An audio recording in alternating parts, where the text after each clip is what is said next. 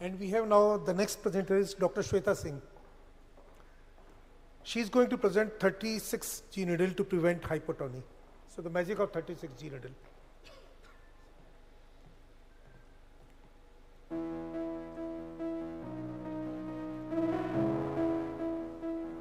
Vitreoretinal intervention involves maintaining intraocular pressure throughout the surgery.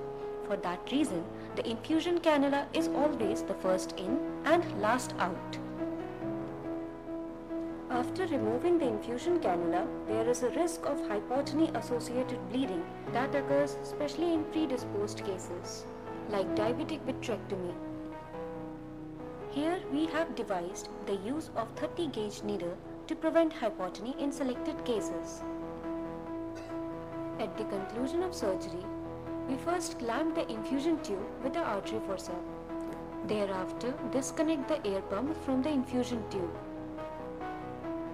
This air pump from the vitrectomy machine is then connected to the 30-gauge needle, and the globe is inflated to reach the desired intraocular pressure. After that, we remove this clamped infusion cannula.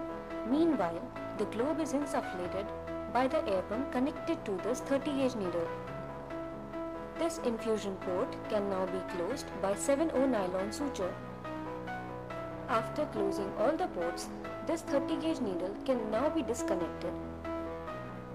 Because the port size of the 30-gauge needle is very small, around 0.159 millimeters, it is unlikely that its removal will cause hypotony, and mild pressure by the soft tip is sufficient.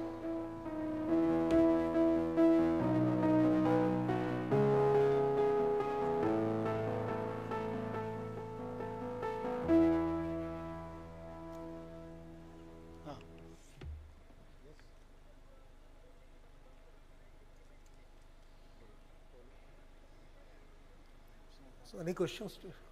None of us are literate. No, but you're connecting it to an air pump. So is the air sterile? Are you injecting air at the end of your surgery? No, ma'am, we are not injecting air.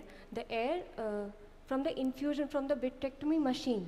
Basically, we have the infusion pump from the vitrectomy machine and the cannula. So we clamp the cannula and then disconnect this cannula from the vitrectomy machine pump. Meanwhile, we connect the 30-gauge needle to the vitrectomy machine pump. And then we are inserting that 30-gauge needle from the pars plana site inside the globe. And the globe pressure is maintained by that vitrectomy machine pump only. So that pressure we can maintain with our setting, whatever we like. No, but what is maintaining the pressure? There has to be something injected inside. Is it air or is it saline going through the needle? Ma'am, No, air is it going depends whether we Air want... is going. So that's what I said. That means at the end you're leaving air inside.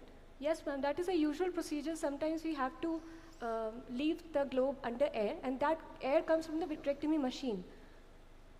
So usually if you would have removed it from the irrigation, it would have leaked out. Here you're preventing that leak. Yes, so it's ma'am. very, very nice. Yes, ma'am. It's just because it is a 30-gauge needle, we need not suture it. And probably if it's at an angle, even lesser chances of Yes, ma'am. Very, very smart. It's giving a safety handle actually. Yes, ma'am. It's the same FG pump that you're using for otherwise FG, same thing. Yes, ma'am. Same. Can I just add a note here? We are using valve cannulas now, so when you are coming out with the valve cannulas, you anyway don't decompress. This is particularly useful when you are not using a valve cannula. So when you are not using a valve cannula, you have to tie a suture. When you're using a valve cannula, you don't have. And one tip for you, Yes. when you go through a needle, don't go perpendicularly. Yes, Go yes, in yes. an angled angle. manner, it will not leak. Even a 30 gauge can leak.